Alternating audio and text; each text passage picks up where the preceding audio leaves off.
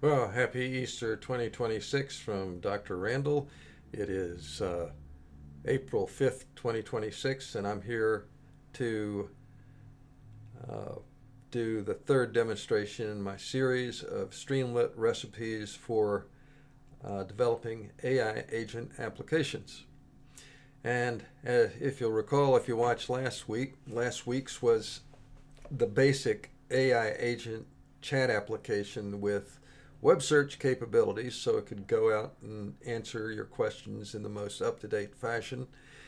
And I decided to take that further for this week by showing you how to do multimodal chat input. And this is the application running. I've already done uh, uh, uploaded an image to it of this butterfly, and then I asked, tell me what species of butterfly this probably is. And it gave me a fairly accurate identification. It is definitely a checker spot. I'm not sure if it's an Edith's checker spot, but it's definitely a checker spot butterfly that I took that picture in eastern Washington state. And the differences in this application uh, from the previous application that I demonstrated last week is I found a very nice widget for multimodal chat input. The basic Streamlit chat input uh, only accepts typed in text, but this one, on the other hand, lets you do audio input and image input.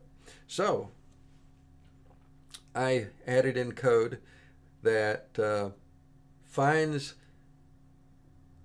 as it loads the models, it determines whether those models support tools and images. And in the display, if it supports images, it has a little magnifying glass. If it supports tools, it has the little icon of the hammer and the wrench. And so I only show the models that support either tools or images. So it does, in this case, it's not showing the gnomic embed text because it's for vector embeddings and doesn't support either tools or images. But and then the system prompt is, I gave it a one that was appropriate to this particular application. You are a helpful assistant that can understand both text and images, answer the user's questions thoroughly but concisely, and use web search tools to obtain the most up-to-date information if necessary. So it's still has the Tavili web search tool hooked into it, and I really like the performance of this widget. You can find it on GitHub at this repo, and it took me about a half hour to figure it out. I just followed the instructions on this README, and it simply worked. The only thing that uh, caused a problem at first is I didn't notice that the voice language defaults to Japanese. So I had to, in my code, change this to EN dash capital EN so it would uh, interpret my English speaking. And it works extremely well. Okay. And I can place the microphone. I can place the microphone fairly far away from myself, and it still understands me.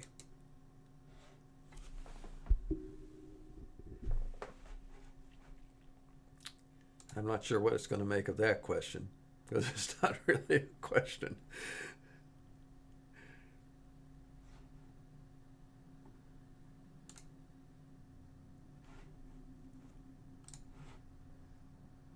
Okay, well, I'll just ignore that. But to add an image, you just click on there. I think it also accepts drag and drop, so you can just drag it from your file manager. And so I just select an image and say, describe this scene.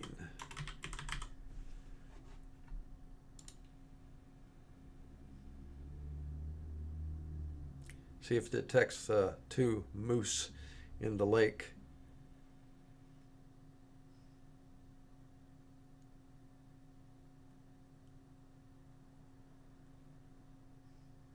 Yes, this is a majestic and serene landscape, likely taken in Alaska.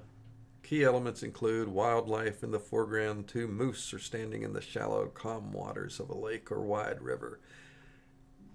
Mountains, landscape, sky. Yeah, did a pretty good job on interpreting that image. Okay, now to the code.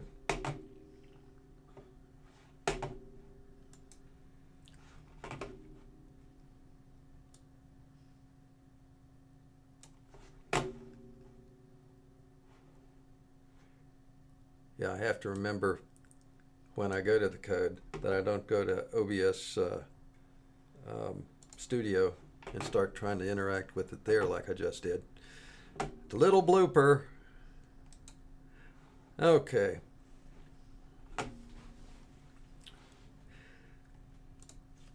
Now,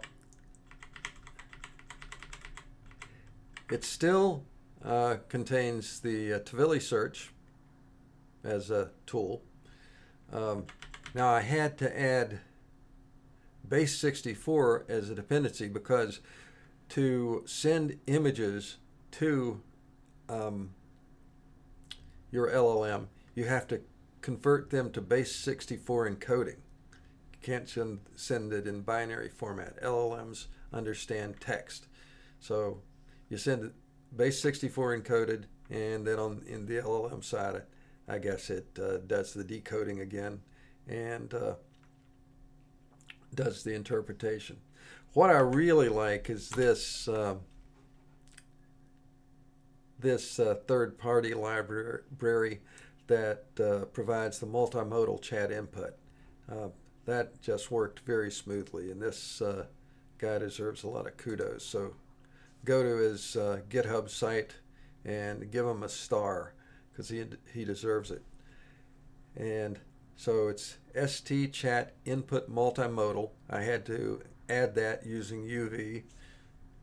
Or if you're using Conda and pip or whatever, install that the appropriate way for your environment. And as before, it initializes this session state. There's the get agent function here.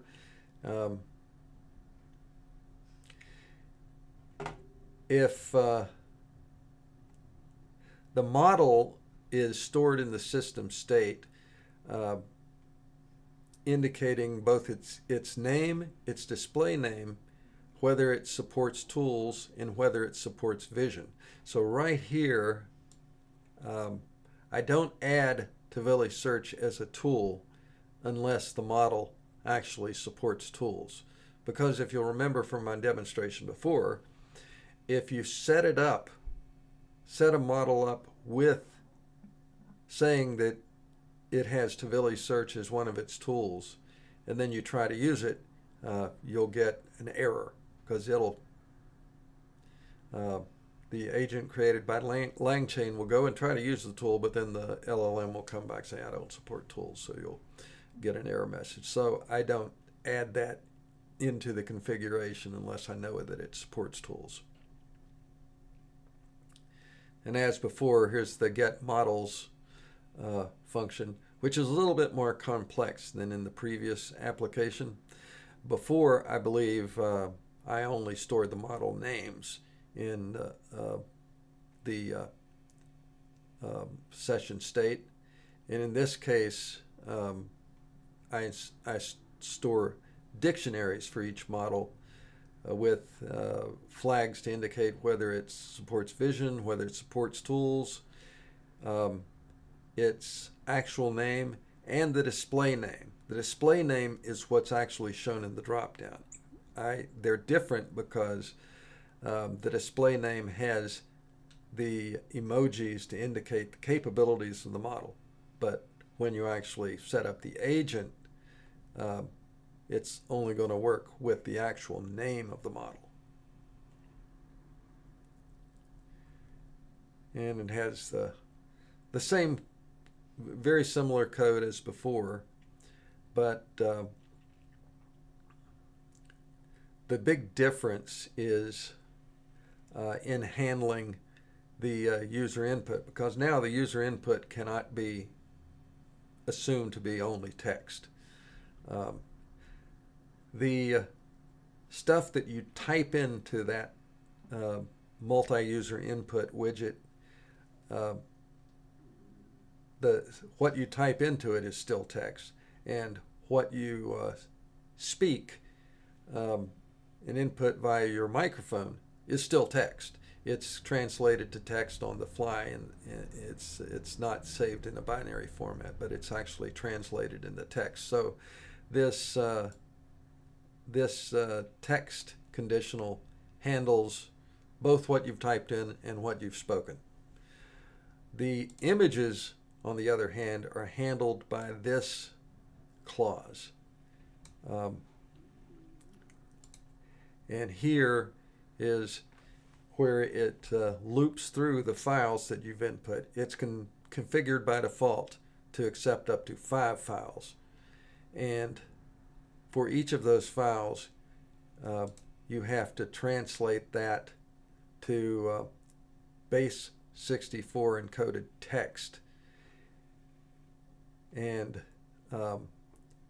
in order to send to the model. So in the chat input itself, it is stored in the base 64, but in order to display it in the user interface, it has to decode that into the actual image so it can use the Streamlit image widget here, and it has to actually have the image bytes. Okay.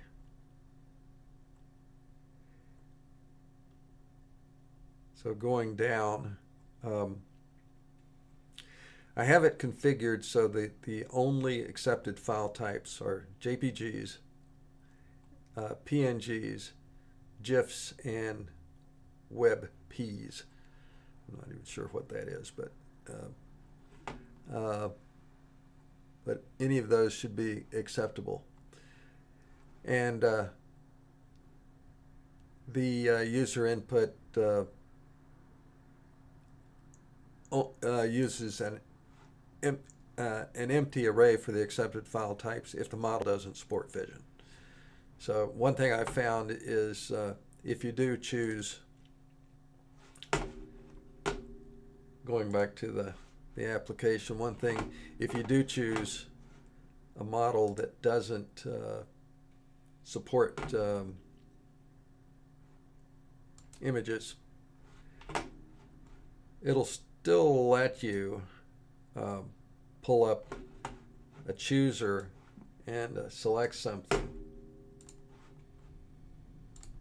but then it'll say it's an unsupported file format because it's not in that array of accepted file format. So if there's any criticism of this particular kind of widget, I would just suggest taking away the ability to add a file at all if the accepted file types array is empty.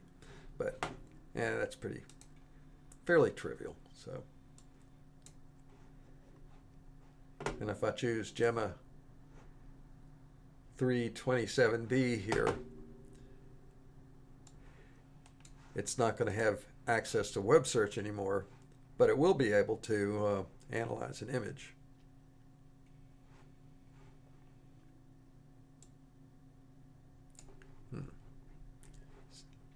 Not allowing me to get to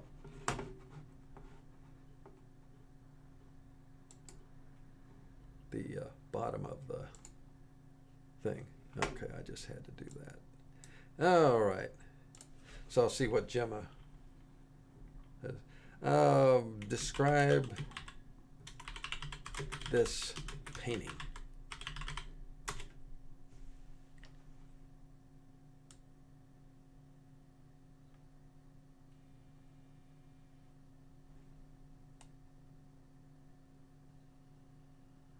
It's a picture of a bulldog smoking a cigar. Okay, so this artwork is an abstract portrait or figure constructed through a collage and painting technique.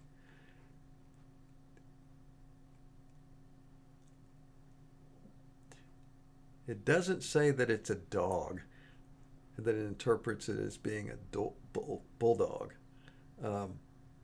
I believe that when I chose Qwen 3.5 latest, it actually gave much more detail and identified it as a French bulldog. Anyway, rather than make the video extremely long by trying that, I'll just leave it at that. So,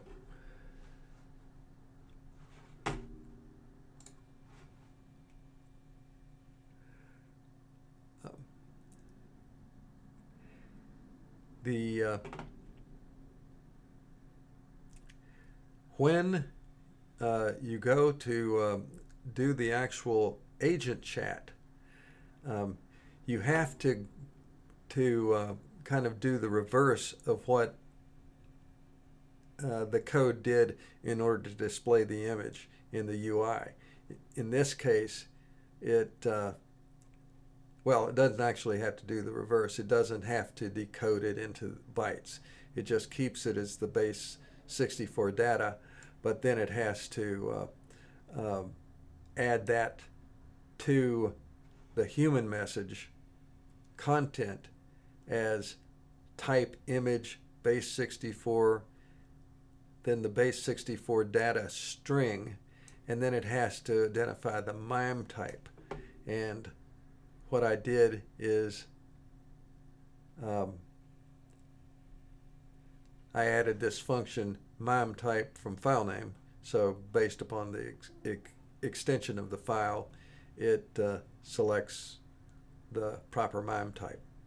And that's what it puts in the human message that is sent to the model. And then the rest of this is pretty much the same as the previous application.